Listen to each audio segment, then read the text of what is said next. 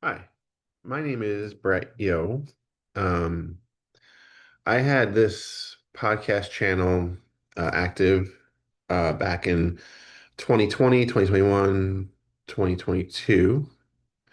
And then I stepped away from it for a while. Just life was too busy and I decided that I wanted to do other things. Anyway, the reason I'm coming back to it now is that I want to talk about bariatric surgery that I had and my weight loss journey since the last time I had talked about it, which was likely, again, I think it was uh, 2021. So, back in 2018 to 2021, I had lost 248 pounds. I went from a highest weight of 623 down to a low weight of um, 375. And then over the course of the last 4.5, 5 years, well, not quite five, 'cause it's not 2026 yet, but it will be in a couple weeks. I regained a lot of it through just inactivity, stopped doing the things that worked for me to lose, didn't have time, especially with a young family. So in, uh, let's say, by June of this past year, 2025, I decided I was going to get bariatric surgery because I my weight was up to almost 600 pounds. I weighed 593 pounds in June. And at that time, I knew I needed to make a change again. And I wanted to use other tools in the tool that were available for the toolbox. So at first I was on Monjaro, or not Monjaro, I'm sorry. I was on Zepbound, which is the weight loss version of Monjaro, which is for diabetics. And then I decided to have the surgery, and I was in the process of that for a few months in the summer. Supervised weight loss, psychic eval, um, and all the prep that goes into that, endoscopy.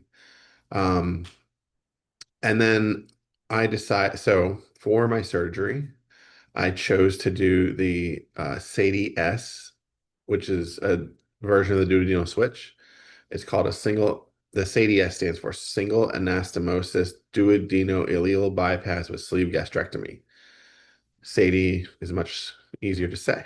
Um, with that, there's not a whole lot of people on YouTube, on Instagram, TikTok. I talk about having this surgery. When I was researching it myself, I found a few people. One of them was Joel Gets Swole, and there were a few others. And the reason, and that's partially why I'm recording this. Um, so in June, I was 593.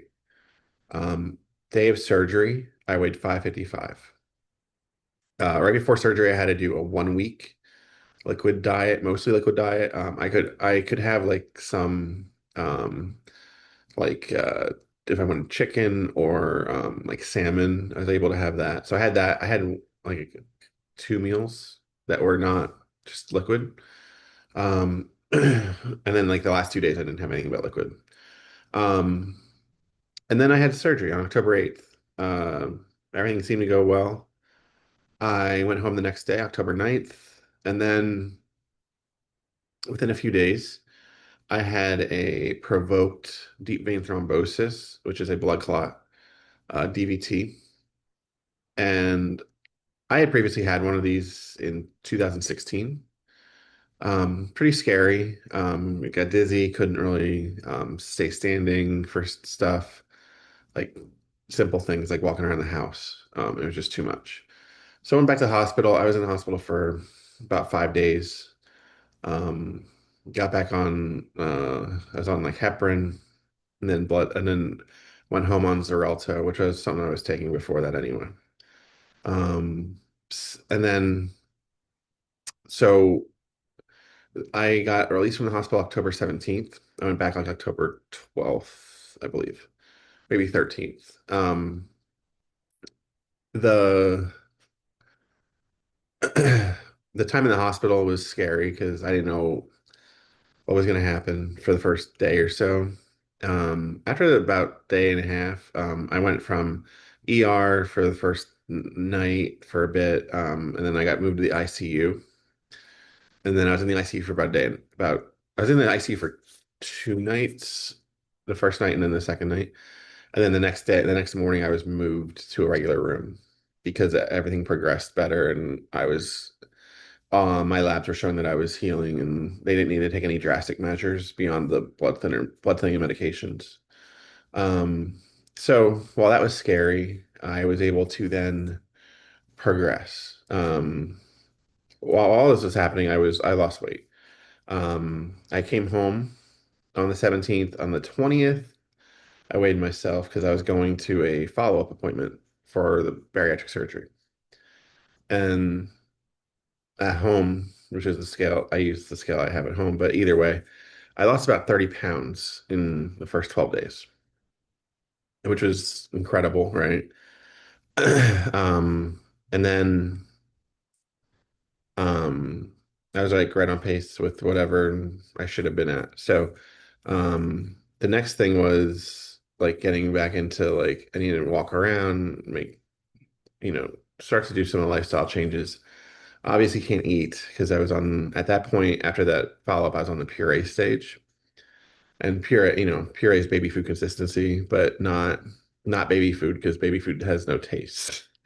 Um, and then after I was on that for about I think it was like 2 weeks, and then I switched to soft foods, and I was on soft foods for about another 2 weeks, and then I got approved to go on uh, regular food, and uh, at that regular when I was approved to go on regular food was my next follow-up appointment, which was after what that was in November. So I was about 6 weeks out, and I had lost some more weight, but not a whole lot. I think it was like 36-ish pounds down at that point. But still, I was at like a good percentage of my weight. I think it was like 11% excess weight was gone. And then, and my doctor told me at that appointment that, you know, most patients that have this surgery either can handle fats or they can handle carbs after surgery. And it just depends on your body. And I found out pretty quickly I could handle more carbs. It's the fatty foods I couldn't do. So I just knew to, and you find that out by, how much you're on, how many times you have to go to the bathroom. Um, One of the side effects of this surgery is that, you have to go more frequently than before for number two. While on the traditional duodenal switch, I think sometimes it can be like 5 or 6 times a day. On this, it's like 2 to 3. So it's not too bad. It's just a matter of like, if you have to go, you gotta go. Um, you don't like hold it in and all that. But anyway, uh, over the course of the next month, excuse me, I started to lose weight more rapidly. I think as my body had settled down and like was more healed and all that. I went from October, again, I said 555 on day of surgery. Um, and I was down in the 520s for a while. And then on December 15th, which was pretty much a little over 2 months, about 2 months and a week, I was 489. So I lost over 100 pounds since June. I lost 66 pounds since surgery. And today's December 19th, so it's earlier this week. Um, with that, it felt great to lose 100 pounds again. I've lost 100 pounds now 3 times since 2018. I mentioned the 248 pounds myself. So obviously I lost 100 pounds twice in that time frame. And then this is the next 100. Um, with that, it's, I'm happy that I got there, but I'm also not like super celebratory yet because I don't want to, I know it's a long road, and so I'm celebrating small wins, but I'm not like going crazy. And obviously can't celebrate with food. Just can't have a lot of stuff. And also just the some of the weird stuff with Sadie is I'm just not hungry, right? Um, like I time meals, or like I'll eat a little bit of something and I won't, not like I used to. Whereas like I used to eat like everybody's steak sometimes, right? Like maybe once a week or once every other week. Um, and I can't have ribeye. I can have filet, but even that, I've only done that once since surgery because they really told me I should wait like somewhere at least after 2 months. And I just recently had one. It definitely sits. It's a heavy. It's a tougher meat. It's a heavy meat. Like if you look at like the scale of things you eat, like it's you do soft food, so it's like really a super lean chicken, fish, flaky fish, and then you move to like you can have shrimp, and then you can have like or shrimp and scallops and crab and all that stuff is like super easy early on. Shrimp's a little bit tougher, but then like pork chop, steak, and I guess maybe swordfish, other stuff that's like a tougher meat, tougher consistency. You have to wait a while to have that. And then um, so I've lost 100 pounds, and now it's like, what's next, right? So part of what's next is I wanted to do these videos. So I'm 2 months out, a little bit over 2 months, and I just wanted to get on here and be able to share my story, and then you can see what my transformation looks like over time. Because there aren't many, like I said, there aren't very many people that have had this surgery and talk about it as much as like the VSG sleeve gastrectomy surgery. Speaking of that, I've heard this surgery be talked about as a combination of the sleeve and the traditional gastric bypass. I like that description. But surgery is complicated. I would recommend you look it up if you want to, if you're interested. There are plenty of videos on YouTube from doctors talking about it. I would recommend that you, if you're interested in it, find a surgeon that does it. They can go over it in much more depth than I ever could. I'm not going to try to discuss it here, but it's good to hear perspective. I feel it's good to hear perspectives of patients to see how they reacted to side effects, or how they reacted to surgery, what side effects they've had, what successes they've had, what are some like tough spots. Because not everybody's the same, and not that anybody's is the same. Nobody's surgery is going to be the same, or nobody's recovery is going to be the same. So, but at least your mileage may vary. But I could at least give my perspective and share what I've learned and what I'm experiencing. I'm not an expert at it. Not an expert. I mean, I've lost weight a lot in my life, but I've also regained it a lot.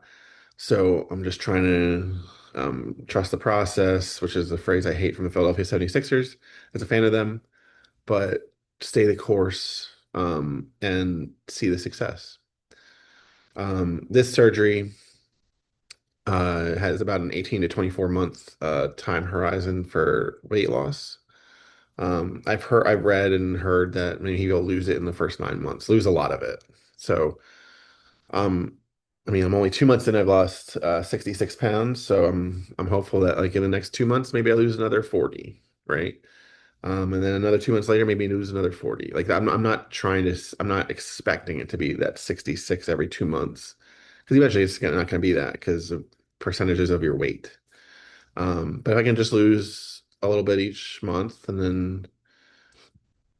then honestly a little bit each week, and then get to a point where I'm in a much better place physically, because we all have our reasons for why we do this. Mine's family related, right? I have a young family, and I want to be around for a long time, and I don't want to be limited by my body in ways I am. Like if I we went to a theme park, I want to be able to ride the rides with my child, or I want to be able to sit in a booth at a restaurant, or I want to be able to fit in a rental car and not have to worry if I didn't get like a specific one, right?